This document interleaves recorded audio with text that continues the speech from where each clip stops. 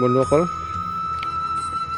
মই জয়ন্ত শইকীয়া আৰু Jayanta blogging blog চেনেলটোলৈ আপোনালোকক স্বাগতম জনাইছোঁ।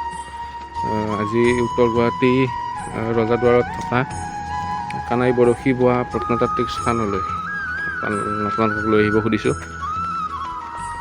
চাই থাকক ভিডিঅ'টো।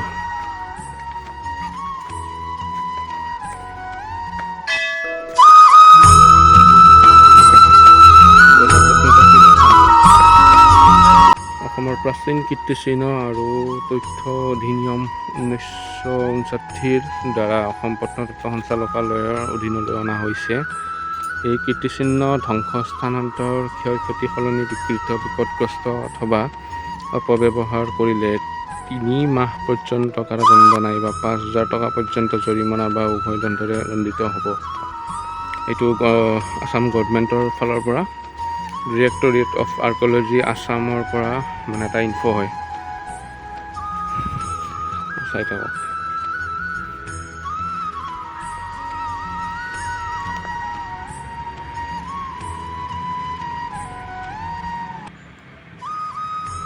মোহাম্মদ ইবন বখতিয়াৰ খিলজী এজন সাহসী তুৰস্ক আফগান নেতা। বিহাৰ আৰু বেংগল জয় কৰাৰ পিছত 12,000 অশ্বাৰোহী সৈন্য লগত লৈ 1206 চনত অসম আক্ৰমণ কৰে। বিহাৰত তেওঁ বিশ্ববিখ্যাত নালন্দা বিশ্ববিদ্যালয় ধ্বংস কৰি ইয়াৰ পুথিভঁৰালটো জ্বলাই দিয়ে।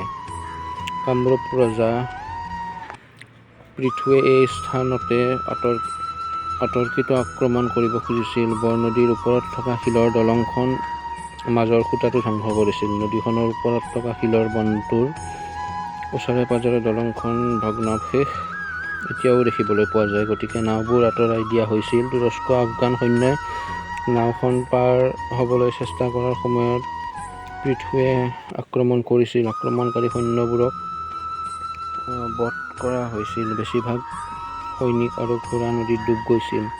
কম সংখ্যক অশ্বাৰোহী সৈন্যৰে সৈতে বখতিয়াৰ খিলজী পলাবলৈ সক্ষম হৈছিল যদিও নিহত হ'ল। সমসাময়িক বুৰঞ্জীবিদ মিনাহজুদ্দিন আবু উমৰ ই উছমানে তৰ্কাত ই নাছিৰত এই বিৱৰণ দিছে।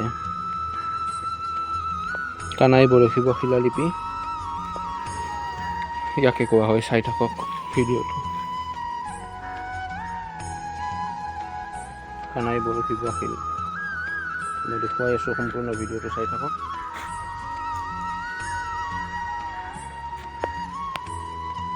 এইটো হৈছে কানাই বৰশী বোৱা শিলৰ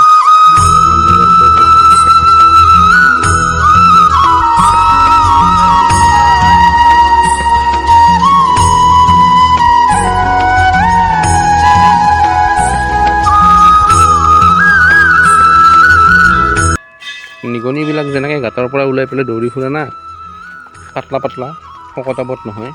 এই আমাৰ এইটো মোৰ লগৰটো এই নিগনিৰ নিচিনা। কোনফালেদি সোমাব কোনফালেদি ওলাব আপুনি পাত্তাই নাপাব।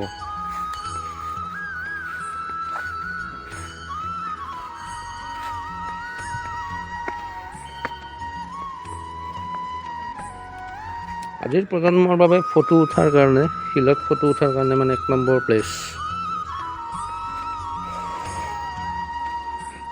আপোনাক এতিয়া মই আমাৰ মেইন কানাই বৰশী বোৱা শিলালিপিলৈকে লৈ যাব খুজিছোঁ। চাওক ভিডিঅ'টো।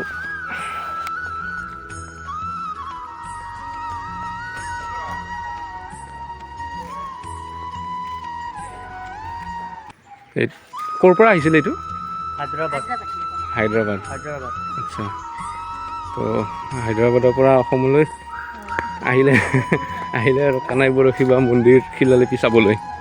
তো ভাবি চাওক বন্ধুসকল, আমাৰ উত্তৰ গুৱাহাটীৰ কানাই বৰশী বোৱা শিলালিপি কিমানখিনি দূৰলৈকে চৰ্চিত। থুলমূলকৈ ভিডিঅ'টো বনালেও আপোনালোকে হয়তো কিছু বস্তু দেখিব পাৰিছে। মেইন শিলালিপি যিটো আমাৰ কানাই বৰশী বোৱা শিলালিপি হয়, এইটো মেইন শিলালিপি। চাওক, একদম ধুনীয়াকৈ দেখুৱাইছোঁ, চাই যাওক। এইটো হৈছে আমাৰ উত্তৰ গুৱাহাটী কানাই বৰশী বোৱা শিল। বস্তুটো দুটা ভাগত বিভক্ত। এটা হ'ল আপোনাৰ কানাই বৰশী বোৱা শিল বুলি কোৱাৰ লগে লগে, কানাই বুলি কোৱাৰ লগে লগে আমি কৃষ্ণৰ কথাটো মনত আহে। কৃষ্ণই এই শিলটোৰ ওপৰত বহি পেলাই মানে বৰশী বোৱাৰ যিটো দৃশ্য, কানাই বৰশী বোৱা শিল বুলি ক'লে সেইটোৱে বুজা যায়।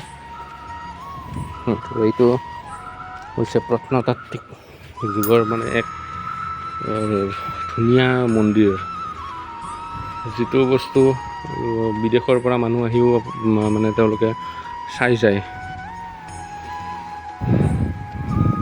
আহিছিলে হায়দৰাবাদৰ পৰা আহিছিলে ফুৰিবলৈ, উত্তৰ গুৱাহাটী মন্দিৰ ফুৰিবলৈ আহিছিলে।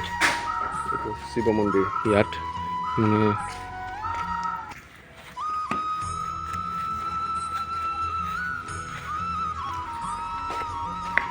কানাই বৰশী বোৱা শিলৰ মেইন মন্দিৰ গণেশ মন্দিৰ এইটো।